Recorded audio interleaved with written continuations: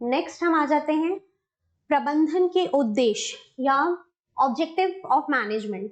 प्रबंधन के उद्देश्यों की यदि हम बात करें, अभी तक तो हमने ये देखा कि भाई प्रबंधन है क्या या प्रबंधन के क्षेत्र क्या क्या थे, कि कहाँ कहाँ पर प्रबंधन आ रहा था।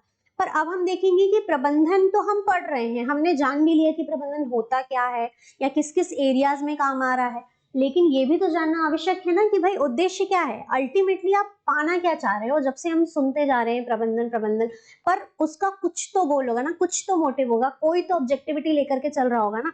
तो प्रबंधन के हम ऑब्जेक्टिव्स को ही देखने वाले हैं, उसके क्षेत्रों को ही देखने वाले हैं कि क्या उसके उद्देश्य है या उसकी ऑब्जेक्टिविटी क्या है। बेसिकली अगर हम ऑब्जेक्टिविटी की बात करते हैं तो इसको हमने डिवाइड किया है थ्री फॉर्म्स में डिवाइड किया है। तो जो आपका फर्स्ट फॉर्म आता है दैट इज ऑर्गेनाइजेशनल ऑब्जेक्टिव।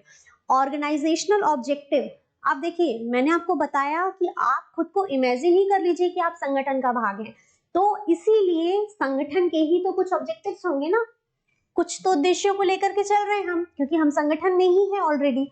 तो संगठनात्मक उद्देश्य जो हैं वो क्या होते हैं उनको जानना, और फिर उसके बाद हम नेक्स्ट आ जाते हैं। नेक्स्ट हम देखते हैं सोशल ऑब्जेक्टिव्स, और फिर हम देखते हैं पर्सनल ऑब्जेक्टिव। 1, 2 एंड 3, इसको हम 3 पार्ट्स में डिवाइड कर रहे हैं। देखिए, तो जो आपका पहला था ऑर्गेनाइजेशनल ऑब्जेक्टिव, ऑर्गेनाइजेशनल ऑब्जेक्टिव जो है वो हम क्या चाहेंगे कि सस्टेन करें। जो भी चीज हम कर रहे हैं, जो भी हम कार्य कर रहे हैं, जो भी वर्क कर रहे हैं, वो शॉर्ट टर्म के लिए ना हो, टेम्पररी ना हो कि आज चीजें आई और कल के दिन चली गई। मार्केट में अगर कोई ऑर्गेनाइजेशन आती है, कोई भी अपना बिजनेस स्टार्ट करता है, तो क्या वो ये सोचता है कि आज हम आएंगे और 1 महीने 2 महीने 6 महीने में हम वापस चले जाएंगे? नहीं ना, डेफिनेटली उसका टारगेट होगा कि हम लॉन्ग टर्म के लिए सस्टेन कर सकें, वहां पर रुक सकें। अब आपको लंबे समय के लिए आप दूरगामी सोच रख रहे हो, आप बात तक के लिए सोच रहे हो, तो आपने अपना एक उद्देश्य बनाया कि नहीं भाई मेरे को अपने बिजनेस को यहाँ तक लेके जाना है, आने वाले 5 सालों में मैं अपने बिजनेस को यहाँ से यहाँ पर देख रहा हूँ, मेरे को एक ब्रांड फॉर्म में कन्वर्ट करना है। तो उस चीज के लिए आपको अपने आप में दृढ़ निश्चय करना पड़ेगा, अपना एक उद्देश्य बनाना पड़ेगा कि नहीं हमको यहाँ से यहाँ तक जाना है। अगर आप नहीं सोचेंगे तो आप सच में नहीं पा पाएंगे। आपने एग्जाम के लिए भी सोचा होगा ना कि पटवारी बनना है तो बनना है, अगर आप सोचेंगे ही नहीं कभी तो आप आएंगे ही नहीं, ना आप क्लासेस लेने वाले हैं ना आप स्टडी करने वाले हैं, तो उद्देश्य तो रखना ही पड़ेगा। वैसे ही यहाँ पर ऑर्गेनाइजेशन की हम बात कर रहे हैं, तो ऑर्गेनाइजेशन का जो ऑब्जेक्टिव है वो क्लियर है भाई, उसको सस्टेनेबिलिटी चाहिए, ठीक है, उसको सर्वाइवल चाहिए। ऐसा नहीं कि वो आज कोई संगठन आया और कल चला गया, नहीं, वो लॉन्ग टर्म की सोच के आ रहा है। तो फर्स्ट पॉइंट इसलिए क्या हो रहा है, सस्टेनेबिलिटी चाहिए उसको, है तो ये दीर्घायु या लंबे समय के लिए आ रहा है। नेक्स्ट देखते हैं प्रॉफिट अर्निंग। कोई भी ऑर्गेनाइजेशन, कोई भी बॉडी हो, चाहे वो प्राइवेट हो गवर्नमेंट हो, वो आती ही प्रॉफिट अर्निंग के मोटिव से है। ऐसा कोई भी नहीं होता है क्या फ्री में हम आ गए, ठीक है, और आकर के हम मतलब जो भी हमारे पास है वो भी हम मार्केट में डिस्ट्रीब्यूट करके वापस चले जाएंगे, ऐसा होने वाला है क्या? अब आप बोलेंगे कि मैम यहाँ पर तो एक बहुत बड़ा क्वेश्चन मार्क आ गया, आपने तो बोला था कि एनजीओज भी आते हैं, प्राइवेट बॉडी भी आती है और गवर्नमेंट बॉडी भी आती है, तो फिर एनजीओज क्या प्रॉफिट अर्न कर रहे हैं? देखिए, प्रॉफिट की परिभाषा हमेशा ही मनी नहीं होती, फाइनेंस नहीं होती। कई बार प्रॉफिट एक आपका इमोशनल सेटिस्फैक्शन भी होता है, मेंटल सेटिस्फैक्शन भी होता है। आप प्रॉफिट को केवल हमेशा पैसों से नहीं तोल सकते। तो प्रॉफिट अर्निंग जो एनजीओज होते हैं ना, उनका मोटिव ही अलग है। उनके लिए प्रॉफिट ये है कि वो मैक्सिमम लोगों को बेनिफिट दे पाए, जितने से जितने ज्यादा लोगों के लिए वो बेहतर और अच्छा कर पाए। बहुत से एनजीओज होते हैं जो वृद्ध लोगों के लिए होते हैं, कई बच्चों के लिए होते हैं, हैंडीकैप बच्चों के लिए होते हैं। तो उनके लिए प्रॉफिट मॉनेटरी गेन नहीं है, उनके लिए प्रॉफिट ये होगा कि वो 1000 नहीं, किसी दिन वो 1 करोड़ लोगों के लिए, 1 लाख लोगों के लिए, मैक्सिमम जितने लोगों के लिए वो भला कर सके ना, वो उनके लिए करना चाहेंगे। तो प्रॉफिट अर्निंग के अर्थ को आप गहराई से समझेंगे तो प्रॉफिट को केवल आप अकाउंट्स या कॉमर्स की नजरों से नहीं देखेंगे, उसे आप मानवता की नजरों से देख पाएंगे। तो ये क्लियर है आप लोगों को? लाभ प्राप्ति। अगली बात करते हैं हम ग्रोथ। और विकास की। कोई भी ऑर्गेनाइजेशन, कोई भी संगठन, कोई भी देश विकास के लिए ही कार्यरत है। आज भारत जो है वो विकासशील देश है, डेवलपिंग कंट्री है, लेकिन कल के दिन हम भी विकसित देश बनना चाहते हैं, जैसे कि अमेरिका। अब देखिए, चूंकि संगठन है, उसने अपने उद्देश्यों को रखा, तो क्या हम ऐसा कभी सोचेंगे ही नहीं कि हमारी ग्रोथ ना हो? डेफिनेटली सोचना पड़ेगा। आज आप स्टार्टअप कर रहे हैं, आज किसी भी चीज का आप स्टार्ट ले रहे हैं, तो ग्रोथ धीरे धीरे धीरे धीरे होगी, लेकिन कल के दिन स्पीड अप भी करनी पड़ेंगी चीजें, बहुत सी चीजें हमको एक्स्ट्रा भी एफर्ट्स मारने पड़ेंगे जिससे कि ग्रोथ हो। जैसे कि आप एग्जाम्पल के लिए देख सकते हैं, कोविड के टाइम पे सारे बिजनेसेस ब्लॉक हो गए थे, सारी चीजें बंद हो गई थी, सभी की ग्रोथ कहीं ना कहीं रुक गई थी, लेकिन क्या वो चीजें वापस से रिकवर नहीं हुई? क्या लोग वापस से मार्केट में नहीं आए? न्यू ट्रेंड के हिसाब से भी लोगों ने बहुत कुछ लर्न किया, अडॉप्ट किया और नई नई चीजें स्टार्ट हो गई। तो ग्रोथ एक ऐसी प्रोसेस है जो कंटिन्यूस चलती रहती है, जो कभी रुकती नहीं है। तो ऐसा कोई भी ऑर्गेनाइजेशन जो कि स्टेब्लिश हुआ है, वो इस उद्देश्य को तो 100% रखेगा कि हमको ग्रोथ तो चाहिए ही चाहिए है। Got it? बहुत सिंपल थे, क्योंकि देखिए, अगर हम ऑर्गेनाइजेशन का भाग हैं तो इतने उद्देश्य तो माइंड में बेसिक आने ही आने चाहिए आपके अंदर। अब हम अगला आते हैं सोशल ऑब्जेक्टिव। जब हम सोशल ऑब्जेक्टिव की बात करते हैं ना, ठीक है, तो हमको इससे बेसिक उस पे जाना चाहिए, मैनेजमेंट पे। बेसिक मैनेजमेंट कैसे स्टार्ट हुआ था? याद कीजिए, इतिहास क्या था प्रबंधन का? प्रबंधन तो तब से आया जब से मानव सभ्यता थी या ह्यूमन सिविलाइजेशन आया। तो ह्यूमन सिविलाइजेशन आया तो हमको प्रबंधन की आवश्यकता पड़ी। तो भाई, अगर लोग इकट्ठा हो रहे हैं तो ये सब कुछ लोगों के लिए ही तो है, समाज के लिए ही तो है, हम समाज में ही तो रह रहे हैं। तो क्या प्रबंधन समाज के लिए नहीं है? जब हमारा देश आजाद हुआ, तो आजादी के बाद इस सारे के सारे देश की जो इतनी पॉपुलेशन थी वो हर तरफ बिखर रही थी, सबको एकजुटता में लेके आने के लिए, सबको बांध के रखने के लिए ही तो हमने इस प्रबंधन का और अरेंज किया और स्टार्ट किया कि भाई इस देश को हमको चलाना है, तो हमको इसको स्टेट्स में डिवाइड कर दिया, भाषा रूप में किया, जो भी उनको उस समय के हिसाब से सही लगा उस रूप में उन्होंने विभाजन कर दिया। लेकिन किया ना, उसके पीछे क्या उद्देश्य था? क्या अगर वो केवल भारत को एक रखते, डिवाइड नहीं करते स्टेट में, ठीक है, तो क्या चीजें पॉसिबल थी? उस समय के हिसाब से बिल्कुल भी पॉसिबल नहीं थी, क्योंकि इंडिया की पॉपुलेशन तब भी ज्यादा थी, अब भी है और आने वाले समय में और ज्यादा होगी। तो इतनी सारी चीजों को ऑर्गेनाइज नहीं कर पाते। अब देखिए, यही तो समाज आ गया ना, लेकिन वहां पर समाज की वैल्यूज को भी ध्यान में रखना पड़ता है। हम समाज को तो इग्नोर करके चल ही नहीं सकते, कोई इंडिविजुअल भी नहीं चल सकता, तो कोई ऑर्गेनाइजेशन कैसे चलेगा? आज कोई संगठन खुलता है तो क्या वो संगठन बिना समाज के चल जाएगा, या वो समाज से अलग होकर के कोई कार्य कर ले? क्या कोई आएगा उसकी मतलब जो संगठन है, जो इंस्टीट्यूट है, जो ऑर्गेनाइजेशन है वहां पर? नहीं ना। उन्हीं की वैल्यूज को मेंटेन करने के लिए, उन्हीं को तो फैसिलिटी प्रोवाइड करने के लिए संगठन का निर्माण हुआ है। इसलिए समाज जो है वो एक मुख्य रूप से उद्देश्य है कि भाई इस समाज ही तो हमारा टारगेटेड ऑडियंस है। अगर आप इसको मार्केटिंग के फॉर्म में देखेंगे, आप इसको एज एन मतलब मार्केटिंग हेड सोचेंगे, तो आप समझ पाएंगे कि भाई हमारा ऑडियंस कौन है। अल्टीमेटली ऑडियंस, जो टारगेटेड ऑडियंस है, वो हमारी ये सोसाइटी ही है, जिस सोसाइटी में हम रह रहे हैं उसी के अनुरूप हम अपने अपने बिजनेस का, ऑर्गेनाइजेशन का स्टार्टअप ले लेते हैं। तो समाज इज वेरी इंपॉर्टेंट फैक्टर, तो समाज तो उद्देश्य में आएगा ही आएगा। अगली चीज, थर्ड पॉइंट आपका आता है पर्सनल ऑब्जेक्टिव। देखिए, कोई भी अगर कार्य कर रहा है तो वो पर्सनल ऑब्जेक्टिव तो होगा ही ना। अगर आप खुद का भला नहीं कर सकते तो भगवान भी आपकी मदद नहीं कर पाएगा। तो सबसे पहले आपको खुद का भला करना पड़ेगा, तब हम किसी की मदद करने लायक होंगे।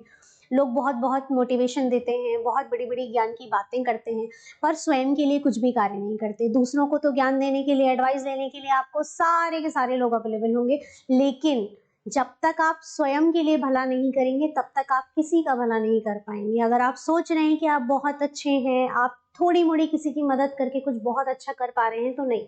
सबसे पहले खुद को बनाइए, खुद नौकरी को प्राप्त कीजिए, उसके बाद ही आप किसी का उद्धार कर पाएंगे। क्योंकि शायद आप तब बता पाएंगे पेपर कैसे निकालना है, ठीक है, या कैसे इस पद को प्राप्त करना है, या शायद कोई ऐसा विद्यार्थी हो जो आर्थिक रूप से पिछड़ा हो, तो आप उसकी सहायता कर पाएंगे उस समय। तो सबसे पहले भाई स्वयं के लिए बनाइए आप, ठीक है।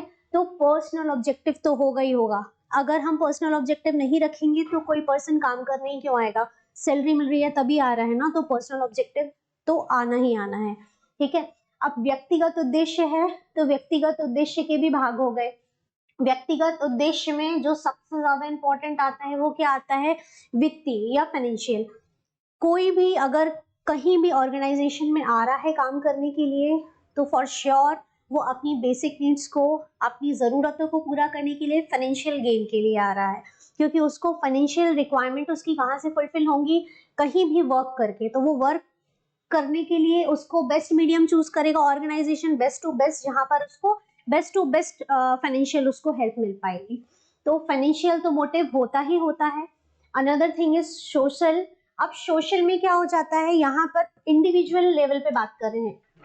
यहाँ पर हमने सोशल उद्देश्य देखा था, तो वो ऑर्गेनाइजेशन का सोशल उद्देश्य था। लेकिन यहाँ पर जब इंडिविजुअल पर्सन की हम बात कर रहे हैं, तो इंडिविजुअल पर्सन का सोशल से क्या तात्पर्य होगा, इंडिविजुअल पर्सन जो है उसकी सोशल इमेज होती है, ठीक है। क्योंकि हम समाज में रहते हैं, तो 4 लोग पूछते हैं, हमने बोला होगा ना कि 4 लोग देखेंगे, 4 लोग क्या बोलेंगे, तो 4 लोग यही बोलेंगे, भाई कि कर क्या रहे हो, कितने साल हो गए, कब से सुन रहे हैं, 5 साल से 4 साल से तैयारी ही किए जा रहे हो, सिलेक्शन नहीं हो रहा है, ठीक है। तो यही चीज आती है कि आपको भाई अपनी सामाजिक छवि को भी तो बरकरार रखना है। तो इसीलिए तो व्यक्ति आता है कहीं ना कहीं कार्य करने के लिए, कि भाई हमारी सामाजिक छवि भी बनी रहे, कोई हमें ये ना बोले कि भाई इनका बेटा या इनकी बेटी कार्य ही नहीं करती या घर पे बैठे हुए हैं केवल, है ना। इंडिविजुअल पर्सन के लिए उसकी सोशल इमेज को बिल्ड करना भी इंपॉर्टेंट है। शादी कैसे होगी वरना। देखिए नेक्स्ट आता है आपका हाई लेवल, उच्च स्तरीय।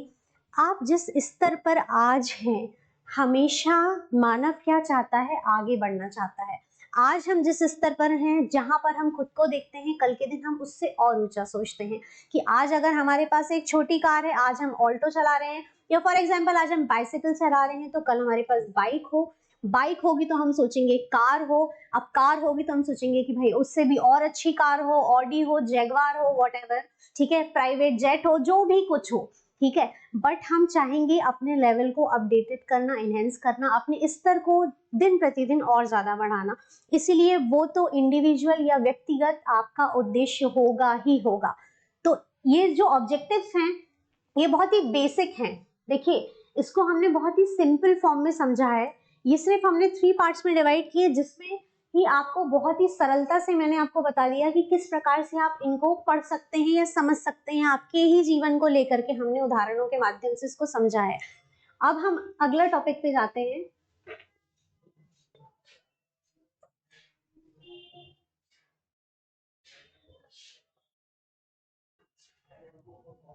देखिए अगला टॉपिक जो हमारा आ रहा है, अगला टॉपिक हमारा आता है प्रबंधन के उत्तरदायित्व।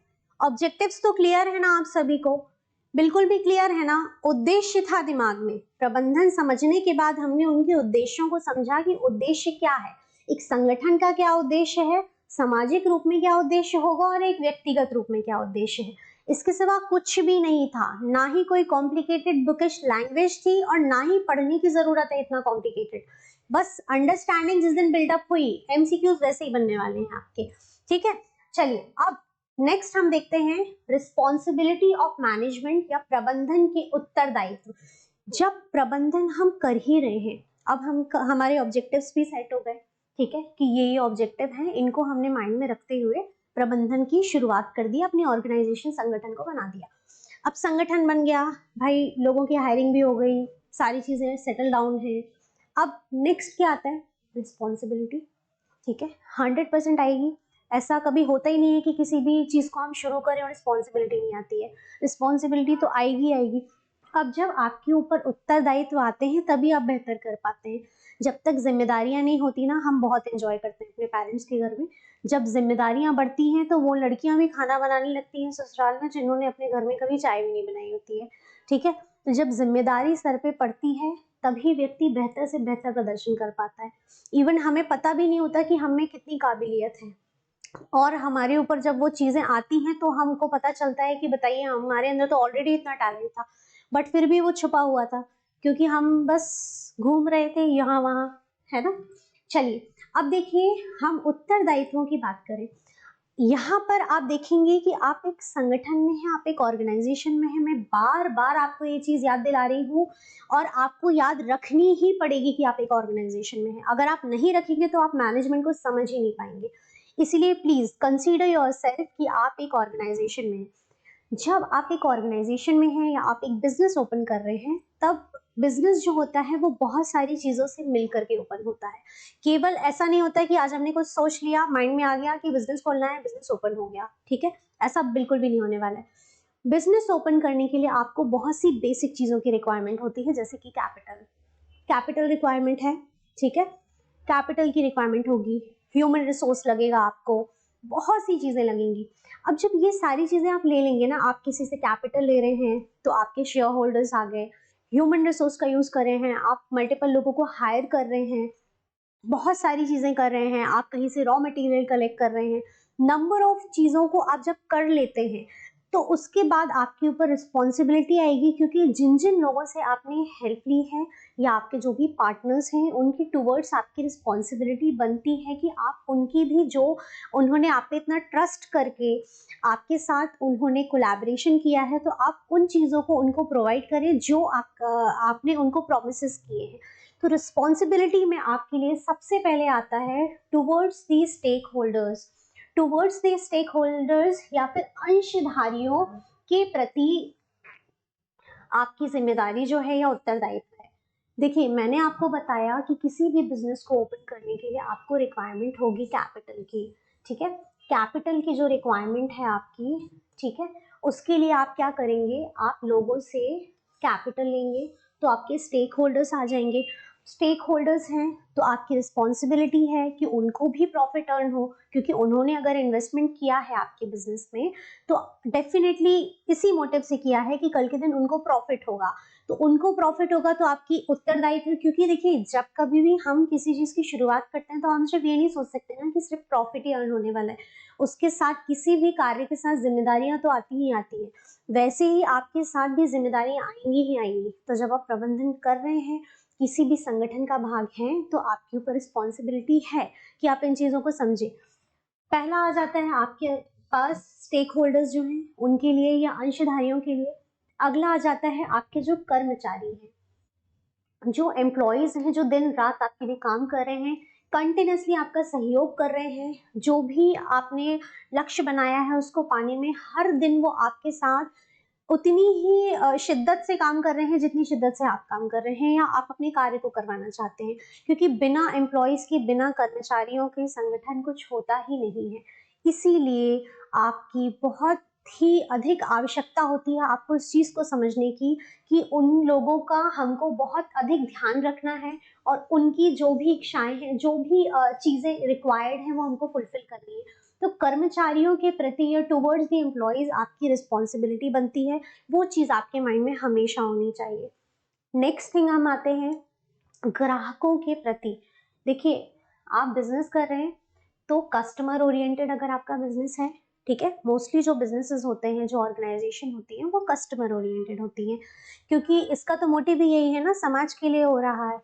तो जो कस्टमर्स हैं, कस्टमर की एक्सपेक्टेशन को पूरा करना, जो भी कस्टमर आपसे उम्मीद करता है उन चीज़ों को पूरा करने का दायित्व आपके हाथों में ही है। कस्टमर की जो भी रिक्वायरमेंट्स हैं उनको फुलफिल करेंगे आप। अगर आपने किसी को प्रॉमिस किया है, किसी ने आपके प्रोडक्ट पर ट्रस्ट करके वो बाय किया है, तो वो उतना वर्थफुल होना चाहिए, क्योंकि लोग अपनी कमाई का बहुत बड़ा हिस्सा आपको दे रहे हैं। तो उन चीज़ों के लिए आवश्यकता है कि आप वो चीज़ ऐसे वेस्ट ना जाने दें और आप अपने प्रॉमिस को बना करके रखें। तो कस्टमर आपकी फर्स्ट प्रायोरिटी होती है। Customers are very important. ग्राहकों के प्रति आपकी जिम्मेदारी है और वो हमेशा ही रहने वाली है। नेक्स्ट, समाज के प्रति या सोसाइटी के लिए। देखिए, समाज के प्रति आपकी जिम्मेदारी तो सदैव ही रहेगी, वो तो कभी भी नहीं जाने वाली, क्योंकि आप सोसाइटी को तो इग्नोर कर ही नहीं सकते, है ना? जैसे आप इस चीज को ऐसे समझ सकते हैं कि आप सोसाइटी में वर्क कर रहे हैं, लोगों के लिए वर्क कर रहे हैं, ठीक है, तो आप उनको इग्नोर नहीं कर सकते। आपको उनको ध्यान में रखना ही पड़ेगा कि लोगों के लिए क्या रिक्वायरमेंट है, उनके लिए ऐसा कोई भी काम आप ना करें जो लोगों के लिए हार्मफुल हो। बीच में ऐसे कुछ बहुत से प्रोडक्ट्स मार्केट में आए थे जिन्होंने जिन चीज़ों के कारण लोगों को काफ़ी ज़्यादा मतलब हार्म पहुंचा, नुकसान हुआ, तब फिर वो गवर्नमेंट उसके अगेंस्ट एक्शन लेती है। उन प्रोडक्ट्स के बारे में मैं भी यहाँ पर बात नहीं करना चाहूँगी, बट आप सभी परिचित हैं बहुत सारी ऐसी चीज़ों से जो समाज को हार्म पहुँचाने की कोशिश करते हैं, तो फिर वो संगठन का अंत ही होता है, वो चल नहीं पाता। इसलिए आप समाज को तो इग्नोर कर ही नहीं सकते, तो आपकी जिम्मेदारी समाज के प्रति भी बनती ही बनती है। अगला आ जाता है टुवर्ड्स द गवर्नमेंट या सरकार के प्रति। देखिए, हम चूंकि एक ऐसे देश में रहते हैं जहाँ पर सरकार बहुत ही महत्वपूर्ण रोल अदा करती है, और हम सब सरकार के का ही भाग होते हैं, चाहे हम किसी भी एंटिटी के थ्रू वर्क कर रहे होते हैं, लेकिन फिर भी हम गवर्नमेंट के अंडर ही काम कर रहे होते हैं। तो गवर्नमेंट की जो भी मतलब वो है, मतलब लीगैलिटी है, लीगल प्रोसीडिंग है, जो भी चीज़ें हैं, उन सारी चीज़ों को मानना, जो भी रूल्स रेगुलेशन उन्होंने बनाए हैं, चूंकि उन्होंने समाज के लोगों को ध्यान में रखते हुए ही उनके भले के लिए ही बनाया है, तो आप उन चीज़ों को इग्नोर नहीं कर सकते। कई बार ऐसी इंडस्ट्रीज ओपन होती हैं जो कि लोगों के लिए बहुत ही हार्मफुल रिजल्ट देती हैं। इतना पोल्यूशन उनसे निकलता है, इतना वेस्ट जो उनका मटेरियल होता है वो जाकर के रिवर्स में मिलता है, जो लोगों को वाटर पोल्यूशन और इस तरीके की डिफरेंट डिफरेंट चीज़ें होती हैं जिसके थ्रू डिसीज हो जाती है बहुत सारी। तो ऐसी सारी चीज़ों का ध्यान में रखना पड़ता है कि एनवायरनमेंट इफेक्ट ना हो, ऐसा कुछ भी ना हो कि जैसे विलेज में आप कोई इंडस्ट्री ओपन करें तो विलेजर्स को प्रॉब्लम ना हो। तो ये सारी चीज़ें आपकी रिस्पॉन्सिबिलिटी, यही चीज़ों का कॉम्बिनेशन आपका सोसाइटी और गवर्नमेंट दोनों का कॉम्बिनेशन ही होता है, क्योंकि गवर्नमेंट जो होती है वो इनडायरेक्टली वर्क कर ही रही होती है सोसाइटी के लिए। तो अगर हम सोसाइटी को देख रहे हैं और गवर्नमेंट के नॉर्म्स को देख रहे हैं, रूल्स को देख रहे हैं, तो वो दोनों चीज़ें एक ही बात होती है कि हम सोसाइटी का ध्यान रखना है, तो गवर्नमेंट ने जो रूल्स रेगुलेशन बनाए हैं उनके अंदर में हम काम करते हैं, तो हम कभी भी सोसाइटी को इग्नोर नहीं करेंगे। तो गवर्नमेंट के प्रति दायित्व आपका है, ये बहुत अच्छे से क्लियर है आपको। नेक्स्ट हम देखते हैं स्वयं के प्रति। स्वयं के प्रति तो रहेगा ही, क्योंकि हमने जब कोई टास्क लिया है, कुछ करना है जीवन में, आगे बढ़ना है, तो हम स्वयं के प्रति तो उत्तरदायित्व है।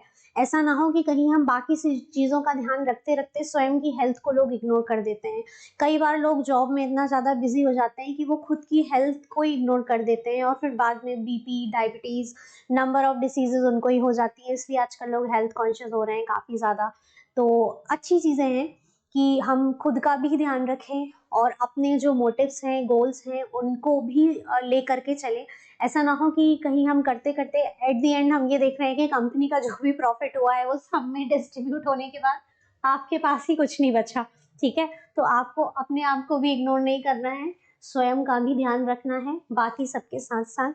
ये था आपका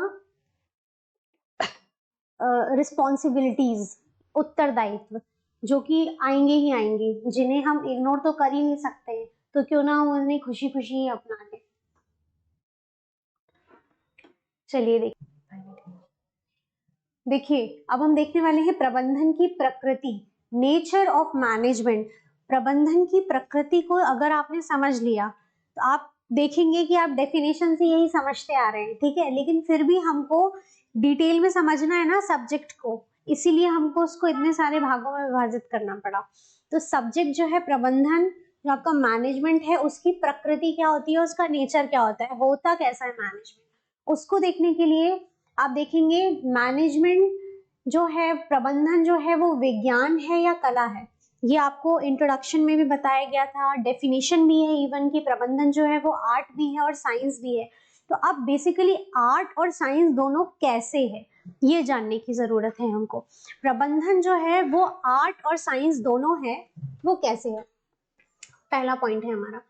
प्रबंधन जो है वो विज्ञान है या कला है या दोनों है, इन चीजों को जानने के लिए सबसे पहले आप ये जानिए ये विज्ञान कैसे है। प्रबंधन विज्ञान के रूप में, मैनेजमेंट एज अ साइंस। अगर हम साइंस की बात करते हैं, विज्ञान की बात करते हैं, तो विज्ञान में बहुत सी चीजें समाहित होती हैं। विज्ञान में तो हमारा फिजिक्स भी आ रहा है, केमिस्ट्री भी आ रहा है, बायोलॉजी भी आ रहा है, बहुत सा टेक्नोलॉजी भी आ रहा है, बहुत सी चीजें समाहित हैं। तो आखिर मैनेजमेंट किस तरीके से विज्ञान हो गया। जब हम मैनेजमेंट की बात करते हैं या प्रबंधन की बात करते हैं, तो प्रबंधन में भी क्या करना पड़ता है, हमको बहुत सी चीज़ों को एनालाइज करना पड़ता है, बहुत सी चीज़ों की रिसर्च करनी पड़ती है। अब ये जो सारी रिसर्च होती है, एनालिसिस होता है, जो भी डेटा कलेक्शन है, उसको ऑर्गेनाइज करना पड़ेगा। हमने देखा जैसे ऑर्गेनाइज करना है, बैलेंस करना है ताकि फ्यूचर के लिए यूज आ सके। तो ये सारी चीजें क्या ऐसा हो सकता है कि हम साइंस की हेल्प के बिना कर ले? बिल्कुल नहीं कर सकते हम। सामान्य जीवन में भी जब विज्ञान का उपयोग होता है तो क्या प्रबंधन में नहीं होगा? डेफिनेटली होगा। प्रबंधन में विज्ञान का प्रयोग करने के लिए जब हम प्रिंसिपल ऑफ मैनेजमेंट पढ़ाऊंगी मैं आपको, तब प्रिंसिपल ऑफ मैनेजमेंट में आपको बहुत अच्छे से क्लियर हो जाएगा कि यहाँ पर उन्होंने साइंटिफिक अप्रोच कैसे लगाई है। लेकिन अभी अगर हम सामान्य रूप से जानना चाहें प्रबंधन वैज्ञानिक रूप से कैसे हम देख रहे हैं, तो सामान्य रूप से आप ऐसे समझ सकते हैं कि सिस्टमैटिक स्टडी ऑफ फैक्ट या तथ्यों का क्रमबद्ध रूप से अध्ययन करना। जो भी आपको फैक्ट मिले हैं, जैसे किसी भी संगठन है, कोई भी संगठन का आप उदाहरण लेते हैं, किसी भी संगठन में जो भी फैक्ट होंगे उनको आप कलेक्ट करेंगे ना, क्योंकि आपको डेटा कलेक्ट ही तो करना है अल्टीमेटली। जब आप डेटा को कलेक्ट करेंगे तभी तो आप समझ पाएंगे कि एक्चुअल में चीजें क्या चल रही हैं। ऑनगोइंग चीजों को जानने के लिए डेटा कलेक्शन आएगा। अब वो डेटा जो है वो आपका न्यूमेरिकल डेटा भी हो सकता है आपका, ठीक है। अब वो सारा अगर न्यूमेरिकल डेटा आ रहा है आपका, न्यूमेरिकल डेटा को भी तो मैनेज करने के लिए आपको कहीं ना कहीं यूज आएगा ना विज्ञान का, साइंस का। या आप ये समझेंगे कि पहले क्या था और बाद में क्या हुआ, तो ये दोनों चीजों की सीरीज को मेंटेन करने के लिए भी तो आपको एक अप्रोच लगानी पड़ेगी ना कहीं हम रिसर्च भी तो करते हैं कि पहले लोगों में क्या परिवर्तन था, क्या है, बाद में क्या होगा। इन सभी चीजों को अगर आप रिलेट करें, देखिए चूंकि हम सभी एक सरकारी आप सभी जो है वो एक सरकारी नौकरी की तैयारी कर रहे हैं, तो आप बहुत सी चीजें पढ़ते होंगे। आप पढ़ते होंगे करंट अफेयर्स में, इंडेक्स पढ़ते होंगे, आप देखते होंगे कि हर साल इंडेक्स में बहुत सारे चेंजेस होते हैं। कभी हैप्पीनेस इंडेक्स जो है वो, इसमें इंडिया का रैंक कितना आया, अनदर जो इंडेक्स है, ठीक है, हंगर में इतना आया, बहुत सी चीजें होती हैं कि तो इन सारी चीजों के इंडेक्स के डेटा को नंबर आप फॉर्म कर रहे हैं ना, हम क्यों जान रहे हैं? ऐसे तो आवश्यकता ही नहीं है। उसके पीछे भी तो मोटिव है, ताकि हम चीजों को समझ पाए कि फ्यूचर में कैसे बेहतर किया जा सकता है, किस तरीके से चीजों को हम और अच्छे से ऑर्गेनाइज करें, किस तरीके से और ज्यादा फैसिलिटीज प्रोवाइड की जा सके, कैसे हम लोगों के अपलिफ्टमेंट के लिए काम करें, कैसे हम लोगों की खुशियों के लिए, उनके आगे बढ़ने के लिए, उनकी ग्रोथ के लिए काम करें। उन सभी चीजों के लिए कहीं ना कहीं आपको रिसर्च करनी पड़ती है। मार्केट में रिसर्च जो है वो बहुत ही कॉमन रूप से होती है। अगर आप किसी भी ऑर्गेनाइजेशन में भी देखते हैं, सिंपल से सिंपल ऑर्गेनाइजेशन भी फीडबैक लेती है, लोगों से जानने की कोशिश करती है कि एक्चुअल में उनको कैसा लग रहा है उनका प्रोडक्ट यूज करने के बाद।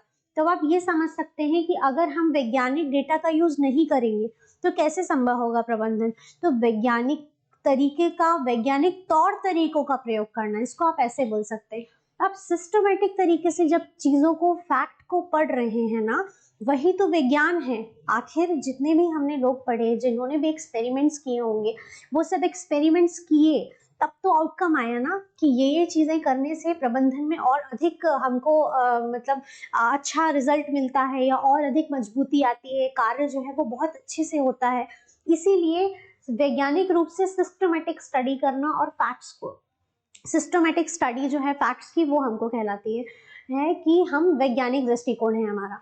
अगला हम देखते हैं कारण एवं संबंध, कॉज एंड इफेक्ट। कोई भी कार्य हुआ, कुछ भी एक्सपेरिमेंट किया आपने, कोई भी रिसर्च की, अब एक्सपेरिमेंट किया है तो उसके कुछ कॉजेज होंगे, कुछ इफेक्ट पड़ा होगा, तब तो हमें पता चलेगा ना कि क्या सुधार की आवश्यकता है। तो कॉज एंड इफेक्ट आ गए आपके। नेक्स्ट हम देखते हैं,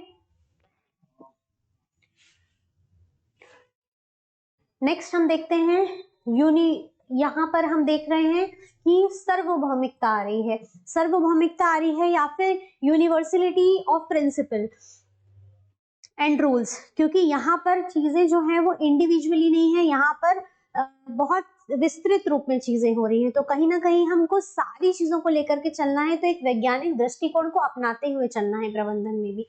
अब अगला आपका आ जाता है कि मैनेजमेंट एक कला कैसे है, विज्ञान कैसे है। ये तो हमने समझ लिया कि हम तथ्यों को इकट्ठा करना या रिसर्च कर रहे हैं, या हम उन चीजों का एक्सपेरिमेंट कर रहे हैं, फिर उससे जो आउटकम आ रहा है उसको हम फ्यूचर रिसोर्सेज के लिए यूज करेंगे, ये तो हमने समझ लिया। लेकिन कला कैसे? प्रबंधन जो है वो एक प्रकार से कला ही तो है। लोगों से काम करवाना, अपने अनुरूप आदेश देना, सही चीजों को मतलब काम को सही तरीके से करना ही तो प्रबंधन कहलाता है। तो अगर हम देख रहे हैं तो ये कला ही तो है। व्यक्तिगत दक्षता का प्रभाव, कहीं ना कहीं आप यहाँ पर इफेक्ट किस चीज का हो रहा है, आप अपनी स्किल्स का यूज कर रहे हैं ना, आप स्किल्स का यूज करके वहां पर आउटकम के लिए लोगों को गाइड कर पा रहे हैं, लोगों को डायरेक्शन प्रोवाइड कर रहे हैं। तो कहीं ना कहीं ये एक तरीके की कला ही तो है। जैसे हिस्टोरिकली अगर हम देखें तो हिस्टोरिकली भी प्रबंधन जो है वो यूज हो रहा था।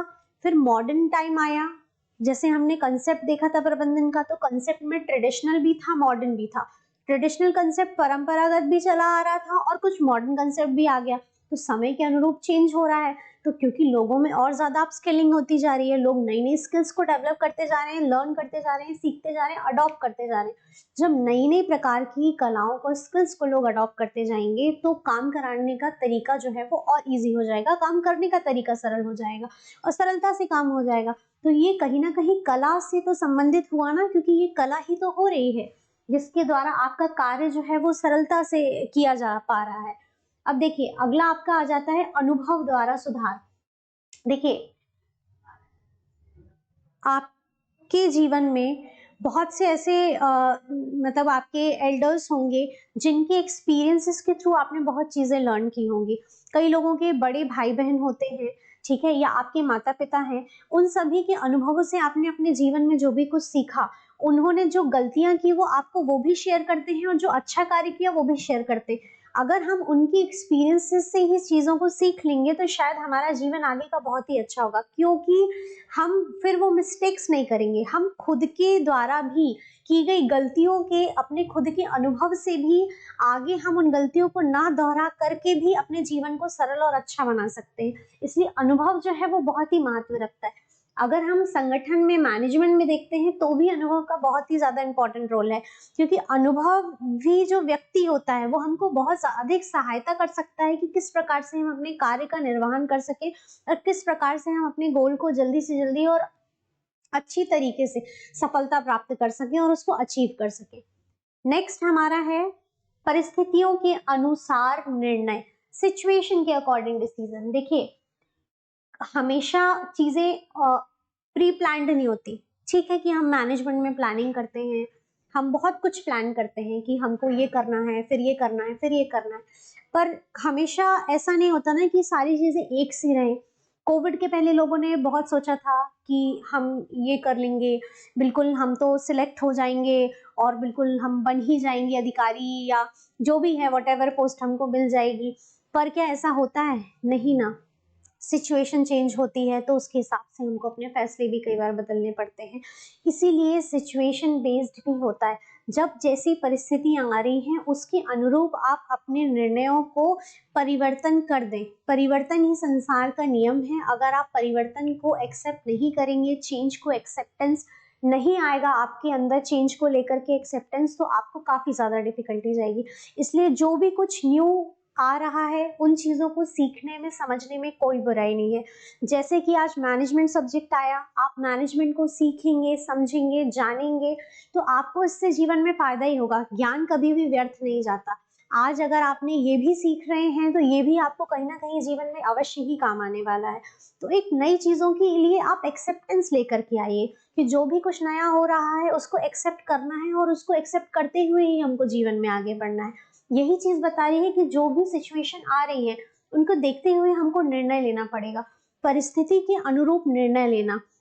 कई बार ऐसी परिस्थिति आ जाती है कि हमको अपने सपने को भी छोड़ना पड़ जाता है, लेकिन जरूरी नहीं है कि जो आपने सोचा है, जो सपना, वही ही आपके लिए सर्वश्रेष्ठ हो। कई बार ऐसा भी होता है कि ऊपर वाले ने आपके लिए उससे भी बेहतर कुछ सोच के रखा होता है।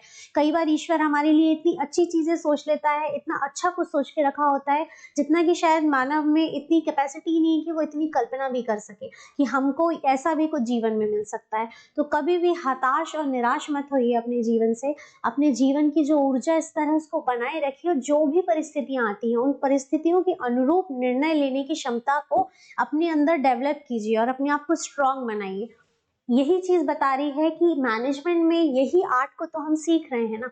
मैनेजमेंट में हमको सिर्फ पढ़ना ही नहीं है, मैनेजमेंट को सीखना भी है कि एक्चुअल में लाइफ में वो चीजें कैसे एप्लीकेबल हो रही है। मैं आपको इस विषय को इसी बारीकियों के साथ ही बढ़ा रही हूँ कि आप उन चीजों को समझिए और अपने जीवन में भी उन चीजों को उतार के लेकर के आइए। क्योंकि आप देखिए आर्ट है, कला है, तो कला तो सीखी या तो जन्मजात होती है, अर्जित की जाती है, जैसे कि हमने पढ़ा है। तो हम यहाँ पर अगर जन्मजात है तो वेल एंड गुड है, और नहीं है तो हम उसे अर्जित कर लेंगे ना, चाहे हम इस क्लास के माध्यम से ही क्यों ना कर ले, जीवन के अनुभवों से ही क्यों ना कर ले, पर हम अर्जित कर सकते हैं तो क्यों ना करें। अब देखिए आपने सिचुएशन के अकॉर्डिंगली डिसीजन ले लिया। अब दूरदर्शिता का महत्व अगर आप देखेंगे तो दूरदर्शिता का महत्व जो है वो बहुत अधिक है, क्योंकि अगर हम चीजों को टेम्पररी बेसिस पे सोचते हैं कि हम सिर्फ अभी जल्दी से ये कर लेते हैं फिर हम कुछ और देखेंगे, तो चीजें काफी कॉम्प्लिकेटेड हो जाएंगी। अगर हम दूरदर्शिता, जिसके अंदर वो कैपेसिटी होती है कि वो दूरदर्शिता रख सकता है, वो जीवन में बहुत आगे बढ़ता है, बहुत तरक्की करता है, क्योंकि दूरदर्शिता, दूर का दृष्टिकोण रखने वाला व्यक्ति आने वाले भविष्य की घटनाओं का भी अनुमान लगा लेता है और उसके अनुरूप पहले ही सतर्क हो जाता है। जैसे कि हमको पहले ही वेदर प्रेडिक्शन पता चल जाता है आजकल, वैसे ही यही सेम चीज होती है। आपको वेदर प्रेडिक्शन पता चल रहा है तो आप क्या कर पा रहे हैं, आप उसके अकॉर्डिंगली अपने डे को प्लान कर सकते हैं। यही चीजें तो हैं, यही तो सिंपल सिंपल छोटी छोटी कलाएं हैं जिनको हम जीवन में जान करके। अब देखिए वेदर प्रेडिक्शन की अगर मैंने बात की है तो ये बहुत ही सामान्य सी बात है कि वेदर प्रिडिक्शन में साइंटिफिक अप्रोच भी लग रही है, कहीं ना कहीं हम साइंस का भी यूज कर रहे हैं और उसके माध्यम से हम अपने प्लान्स को भी चेंज कर रहे हैं। तो वहां पर आपका साइंस भी आ रहा है और आर्ट भी आ रहा है, और साइंस और आर्ट दोनों चीजों के कॉम्बिनेशन को हम किस चीज के लिए यूज कर रहे हैं, हम अपने मैनेजमेंट के लिए यूज कर रहे हैं। हम अपने डे को कैसे मैनेज करेंगे उसके लिए हमने फर्स्टली वेदर प्रिडिक्शन ऑन करके देख लिया कि मौसम किस प्रकार का रहने वाला है, और उसके हिसाब से हमने अपना आगे का डे प्लान कर लिया। तो साइंस भी यूज हो गया, प्लस आपने अपनी कला का यूज किया, जो आप टेक्नोलॉजी चलाने के कला को सीख चुके हैं। दोनों चीजों का कॉम्बिनेशन प्रबंधन बन गया। आप चाहें तो इसे ऐसे भी याद रख सकते हैं एक सामान्य से उदाहरण के माध्यम के द्वारा। अब देखिए इतना सब जानने के बाद इतना तो आप समझ ही गए होंगे कि मैनेजमेंट जो है उसमें बहुत कुछ है। मैनेजमेंट दिखने के लिए कुछ नहीं भी है क्योंकि वो अदृश्य है, लेकिन मैनेजमेंट होता भी बहुत कुछ है क्योंकि उसमें आप हर चीज ले रहे हैं। आप इतिहास भी आएगा, ऐसा नहीं है कि केवल विज्ञान और कला ही है, इतिहास भी आएगा। कैसे आएगा उसको मैं इतिहास के रूप में भी आपको जोड़ करके आगे की क्लासेस में बताऊंगी, तो आपके लिए सब्जेक्ट और ज्यादा इंटरेस्टिंग हो जाएगा, क्योंकि मोस्टली स्टूडेंट्स जो होते हैं उनका हिस्ट्री फेवरेट सब्जेक्ट होता है ना। तो हम कोशिश करेंगे कि आपके उस इंटरेस्ट को भी यहाँ पर बनाए रखें और हम मैनेजमेंट को एक नया आयाम देते हुए इतिहास के द्वारा भी उसे बता पाए। अब देखिए अगला आता है आपका management as a profession. Management जो है वो एक पेशे के रूप में बहुत ही सिंपल है आज के टाइम में, क्योंकि चीजें जो हैं वो काफी बड़े स्वरूप में होती जा रही हैं दिन प्रतिदिन। जो चीजों का पहले छोटा स्वरूप था, जो ट्रेडिशनल फॉर्म था, वो चीजें अब नहीं रह गई हैं। अब चीजों का जो आयाम है, जो दायरा है, वो काफी ज्यादा बढ़ गया है। जब चीजें इतनी ज्यादा विस्तृत और बड़े रूप में परिवर्तित हो जाएंगी तो कहीं ना कहीं आवश्यकता होगी मैनेजमेंट की और प्रबंधन की, ताकि सारी चीजें बहुत ही ऑर्गेनाइज्ड वे में हो पाएं और अच्छी तरीके से हो पाएं, जिसमें सफलता प्राप्ति की संभावना बहुत ज्यादा बढ़ जाती है। अगर प्रबंधन का यूज नहीं करेंगे, चाहे आपका जीवन हो, रोजमर्रा की आपका जो दिनचर्या है, चाहे वो हो, आपका पढ़ाई हो, आपकी फ्यूचर में लाइफ हो, कुछ भी चीजें हो, अगर आप नहीं यूज करेंगे मैनेजमेंट का तो कहीं ना कहीं आप देखेंगे कि आपको बहुत सारी कठिनाइयों का सामना करना पड़ जाता है। तो इसीलिए प्रबंधन जो है वो आजकल एक पेशे के रूप में आता जा रहा है, जिससे कि लोग अपनी जो भी स्किल है, फॉर एग्जाम्पल आपने इंजीनियरिंग किया या आपने जो भी बेसिक स्टडी किया है, ठीक है, तो वो स्टडी करने के बाद भी जब आप किसी ऑर्गेनाइजेशन में जाते हैं, वर्क करते हैं, तो एक टाइम के बाद फिर एंड पॉइंट आ जाता है, फिर उसके आगे कुछ नहीं होता, फिर उसके आगे बढ़ना और सारे लोगों को मैनेज करना, क्योंकि पीपल मैनेजमेंट तो आएगा ना अगर आपने टेक्निकलिटी भी सीख ली। फॉर एग्जाम्पल आपने इंजीनियरिंग किया है, आपने इंजीनियरिंग किया है CS से IT से, आपने टेक्निकलिटी सीख ली, आप काफी अच्छी पोजीशन पर पहुंच गए, आप बहुत अच्छे से काम कर रहे हैं, पर आपकी ऑर्गेनाइजेशन 100% ये चाहेगी कि आपके जैसा काम आप आने वाले 10 लोगों को, 20 लोगों को और सिखा सके। तो अब वहां पहुंचने के बाद भी आपको as a mentor, as a leader वहां पर बाकी के लोगों को ट्रेनिंग प्रोवाइड करनी पड़ेगी, ट्रेनिंग प्रोवाइड करनी पड़ रही है, लोगों को गाइड करना पड़ रहा है। हमने तो चूज किया था भाई इंजीनियरिंग करना, क्योंकि हमको तो पसंद है कि हम लैपटॉप पे बैठ करके ही काम करें, हमको नहीं पसंद है कि हम लोगों से इंटरेक्शन करें। बट अल्टीमेटली कंपनी की डिमांड तो यही है ना, क्योंकि आपके अंदर का जो टैलेंट है अगर वो दूसरों के साथ आप शेयर कर सके, लोगों के साथ शेयर कर सके, और उस चीज से कंपनी को भी प्रॉफिट हो रहा है और लोगों का भी ज्ञान में वृद्धि हो रही है, तो क्यों ना उस चीज को किया जाए। तो कहीं ना कहीं आपको आवश्यकता किस चीज की होगी, मैनेजमेंट की होगी। इसीलिए मैनेजमेंट एक प्रोफेशन के रूप में भी आता जा रहा है। बड़ी सी बड़ी ऑर्गेनाइजेशन में आप देखेंगे कि मैनेजमेंट डिपार्टमेंट बहुत ही इंपॉर्टेंट रोल प्ले करता है, क्योंकि लोग कितनी भी चीजें, अगर आपके अंदर कोई स्पेशल स्किल है, आप उन चीजों के माध्यम से कुछ भी बिजनेस कर सकते हैं, कोई भी इंस्टीट्यूशन ओपन कर सकते हैं, पर विदाउट द प्रॉपर मैनेजमेंट वो चीज कभी भी अच्छे और परफेक्ट फॉर्म में रिप्रेजेंट ही नहीं होती लोगों के सामने। एग्जीक्यूशन ही आपका काफी ज्यादा डिस्टर्ब हो जाएगा। इसलिए मैनेजमेंट एज अ प्रोफेशन काफी ज्यादा यूजफुल हो चुका है आज के सिनेरियो में। जैसे जैसे टाइम चेंज होता जा रहा है वैसे वैसे इसकी इंपॉर्टेंस और ज्यादा बढ़ती जा रही है। ओके, नेक्स्ट इज प्रबंधन एक सामाजिक सेवा के रूप में, management as a social service. देखिए, मैनेजमेंट जो है वो एक सामाजिक सेवा के रूप में भी आ रहा है, और कहीं ना कहीं क्योंकि समाज के उद्भव से ही ये शुरुआत हुई इस चीज की, और समाज के लोगों के लिए ही है, तो समाज के उत्थान के लिए तो होगा ही होगा। हम लोगों के लिए ही तो मैनेजमेंट कर रहे हैं हर पल। हमने आपको शुरू की क्लास से, जब से हम आपको मैनेजमेंट बता रहे हैं, तो मैनेजमेंट में सबसे ज्यादा इंपॉर्टेंट जो चीज है वो क्या है? सबसे ज्यादा इंपॉर्टेंट चीज आती है आपका पीपल मैनेजमेंट। ठीक है, आपका क्या आ जाता है? People management. आप यहाँ पर ह्यूमन रिसोर्स का भी यूज कर रहे हो, ठीक है, आप लोगों को एम्प्लॉयमेंट भी प्रोवाइड कर रहे हो, ठीक है, आप यहाँ पर एम्प्लॉयमेंट भी प्रोवाइड कर रहे हो लोगों को। तो आप सोचिए ना, आप यहाँ पे लोगों को मैनेज कर रहे हैं, पीपल को, ह्यूमन रिसोर्स का यूज कर रहे हैं, लोगों को एम्प्लॉयमेंट मिल रहा है आपसे। तो बहुत सारी जो मल्टीपल जितनी भी चीजें हो रही हैं वो अल्टीमेटली सोशल सर्विसेज हो रही है। अगर आप कोई प्राइवेट एंटिटी के रूप में भी कोई काम खोलते हैं या अपना कोई ऑर्गेनाइजेशन स्टैब्लिश करते हैं, तो आप किसके लिए? आपने क्लोथिंग ब्रांड अपना लॉन्च किया, ओके, आप उस क्लोथिंग ब्रांड को भी किसको प्रोवाइड कर रहे हैं? आपकी जो टारगेटेड ऑडियंस है वो सोसाइटी में से तो लोग हैं ना। अगर आपने ये सोचा कि हमको जो प्रॉपर इंडियन ट्रेडिशनल जो हैंडलूम्स होता है उसका बिजनेस करना है, तो भी आप वो जो आपके कस्टमर्स होंगे जिनके लिए वो डिमांड होगी उन्हीं को आप वो चीज़ सप्लाई करेंगे ना। तो आप सोशल सर्विस तो कर ही रहे हैं। और आप इसके लिए एक और एग्जाम्पल, अगर मैं इसको और अच्छे रूप में आपको बताऊं, तो बहुत सारे ऐसे डेली यूज में जो प्रोडक्ट्स यूज करते हैं उसमें कुछ ना कुछ परसेंटेज जो होता है वो कहीं ना कहीं गवर्नमेंट की बहुत से ऐसे एनजीओज को डोनेशन के फॉर्म में जाता है। आप टीवी में ऐड भी देखते होंगे, तो उसमें भी ये होता है कि इतना इतना परसेंटेज जो है वो डोनेशन के लिए जाता है। बड़ी बड़ी जो ऑर्गेनाइजेशंस होती हैं वो कहीं ना कहीं अपने प्रोडक्ट्स में से, अपनी कंपनी में से कुछ ना कुछ जो पार्ट होता है वो डोनेशन के लिए देती हैं, सोशल सर्विसेज के लिए देती हैं, ताकि सोसाइटी में जो वर्ग पिछड़ा रह गया है, जो लोग जो हैं वो मेन स्ट्रीम मेन लाइन में नहीं आ पाए हैं, वो भी इस लाइन से जुड़ सकें और वो भी, उनका भी उत्थान हो सके, वो भी आगे ग्रो कर सकें, उनके लिए भी डोनेशन देते हैं। तो सोशल सर्विसेज का फैक्टर जो है वो हमेशा ही इम्पोर्टेंट है, और मैनेजमेंट में किसी भी ऑर्गेनाइजेशन में उसको इग्नोर नहीं किया जाता। इवन पीपल ओरिएंटेड हो करके हम लोगों के विषय में ही काम कर रहे हैं, लोगों के लिए ही काम कर रहे हैं, तो वो चीज तो बहुत ही अधिक महत्वपूर्ण है।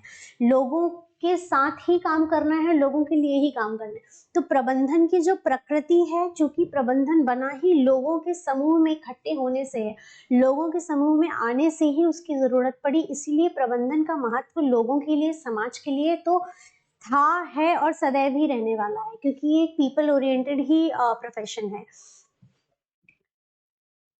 क्लियर है?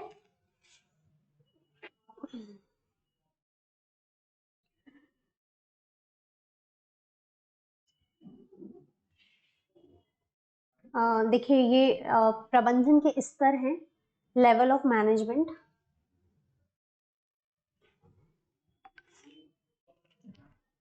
अगर हम मैनेजमेंट की बात करते हैं, प्रबंधन की हम जब से बात किए जा रहे हैं कि भाई प्रबंधन है, एक सीरीज है या एक सब्जेक्ट है, किस तरीके से हम इसको पढ़ना है, क्या करना है, बहुत सी चीजें, बहुत सारे क्वेश्चंस आप लोगों के मन में होंगे। तो सबसे पहली चीज तो मैंने आपको स्टार्टिंग में भी बोला था कि अगर आप जिस परीक्षा के लिए स्पेशली प्रिपेयर कर रहे हैं, अगर आप उसकी प्रोफाइल को ही माइंड में रख लेंगे तो शायद आपके लिए चीज़ों को जानना समझना आसान भी होगा और आपका एक इंटरेस्ट भी बना रहेगा, क्योंकि ये एक सब्जेक्ट, एक न्यू सब्जेक्ट ऐड किया गया है। तो पहले आपने ये विषय कभी पढ़ा भी नहीं है, तो नया है, तो शायद पढ़ने में कुछ लोग होते हैं जिनको नई चीज़ें सीखने का एक क्यूरियोसिटी होती है, वो हमेशा नई नई चीज़ें सीखना चाहते हैं। कुछ स्टूडेंट्स ऐसे भी होंगे जिनको लग रहा होगा कि क्यों, तो इसीलिए मैंने आपको स्टार्टिंग में ही बोला था कि अगर आप अपनी प्रोफाइल को यहाँ पर रख लें एज अ पटवारी, अगर हम एग्जाम को फोकस कर रहे हैं तो अगर आप उस प्रोफाइल को ही रख लेते हैं ना माइंड पे, तो आपके लिए चीज़ों को आप फील कर पाएंगे, और अगर आपने फील कर दिया तो आपके लिए उन कंसेप्ट्स को अंडरस्टूड करना बिल्कुल भी टफ नहीं होने वाला है। अब देखिए, इसी सीरीज में जो लेवल ऑफ मैनेजमेंट है, लेवल ऑफ मैनेजमेंट है, लेवल ऑफ मैनेजमेंट जो है वो इस तरीके की एक हायरार्की के फॉर्म में डिवाइडेड होता है। बेसिक होता है जो लोअर लेवल मैनेजमेंट होता है या सुपरवाइजरी मैनेजमेंट होता है, जो लोअर लेवल मैनेजमेंट होता है या निम्न स्तरीय प्रबंधन होता है, वो बेसिक लेवल पे काम करता है। जो सबसे बेसिक लेवल पे जमीन से जुड़ करके जो लोग काम करते हैं वो इस हायरार्की में सबसे नीचे आते हैं, निम्न स्तर पर आते हैं, लोअर लेवल मैनेजमेंट में आते हैं। मिडिल लेवल जो होता है, जो बीच में जो मिडिल में जो लोग होते हैं, वो यहाँ पर जो हेल्पिंग हैंड बन करके एक लोअर लेवल और टॉप लेवल जो मैनेजमेंट है, इन दोनों के बीच के जो कोऑर्डिनेशन को मेंटेन करके रखते हैं, वो होते हैं हमारे मिडिल मैनेजमेंट में। ठीक है, मिडिल मैनेजमेंट में बेसिकली वो लोग होते हैं जो इन दोनों के बीच की कोऑर्डिनेशन को मेंटेन करके रखते हैं। नेक्स्ट हमारा है टॉप लेवल मैनेजमेंट या उच्च स्तरीय प्रबंधन। उच्च स्तरीय प्रबंधन जो होता है वो सबसे ज्यादा ऊपर हायर अथॉरिटी होती है, जिनके ऊपर मेन रिस्पॉन्सिबिलिटी होती है चीजों के फाइनल एग्जीक्यूशन के रिजल्ट का आउटकम उनको चाहिए ही चाहिए। तो अब हम समझेंगे कि जैसे कोई भी वर्क आया, वर्क जब आता है तो ये टॉप लेवल पर एक प्रेशर होता है, एक टॉप लेवल के ऊपर वर्किंग आती है कि इस वर्क को उनको कंप्लीट करके देना है, इस कार्य का क्रियान्वयन उनको कंप्लीशन चाहिए। ठीक है, अब कंप्लीशन तो चाहिए, लेकिन क्या कार्य वो अकेले कर पाएंगे? नहीं, उनको आवश्यकता होगी मिडिल लेवल की और लोअर लेवल मैनेजमेंट की। ठीक है, तो वो काम का विभाजन कर देंगे मिडिल और लोअर में, और जो उनके स्तर का काम होगा वो अपने स्तर का कार्य करेंगे। इसको समझने के लिए हम ऐसे समझ सकते हैं कि हम सभी भारत के वासी हैं, आप सभी जानते हैं ये बात तो, है ना। अब देखिए, भारत में क्या है, भारत में बेसिकली डिवाइडेड कैसे है, यहाँ पर सेंट्रल गवर्नमेंट है, ठीक है, केंद्र सरकार है, केंद्र सरकार आती है, ठीक है, और केंद्र सरकार आती है, फिर स्टेट गवर्नमेंट आती है, राज्य सरकार आती है और लोकल गवर्नमेंट आती है जो स्थानीय होती है। अब आप देखिए, भारत देश में किसी भी काम के एग्जीक्यूशन के लिए आपको सेंट्रल गवर्नमेंट, स्टेट गवर्नमेंट और जो लोकल गवर्नमेंट होती है, इनके थ्रू आपको वर्किंग करनी है। अब इस वर्किंग को करने के लिए आपको कैसे अथॉरिटी आएगी?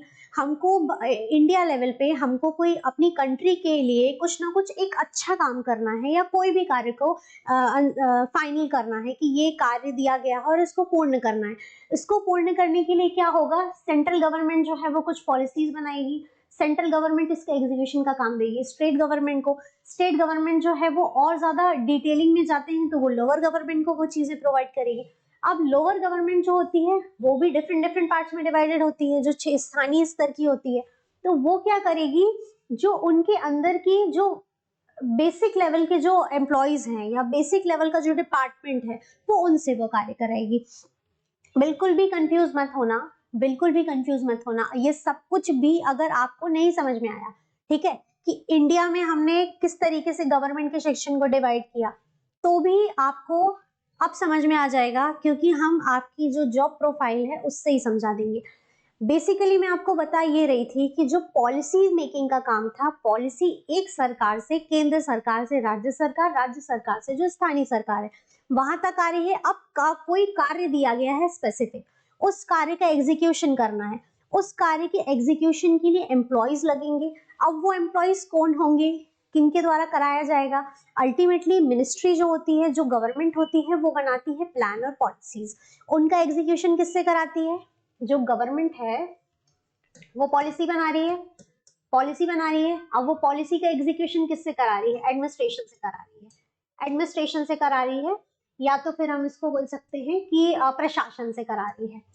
अब देखिए, प्रशासन से काम कराना है, प्रशासन में जो लोअर लेवल या सुपरवाइजरी मैनेजमेंट के लेवल पे जो लोग होते हैं वो कौन से होते हैं? जो आपकी वर्किंग प्रोफाइल है, दैट इज पटवारी, जो जमीनी स्तर पर जुड़ करके कार्य करता है।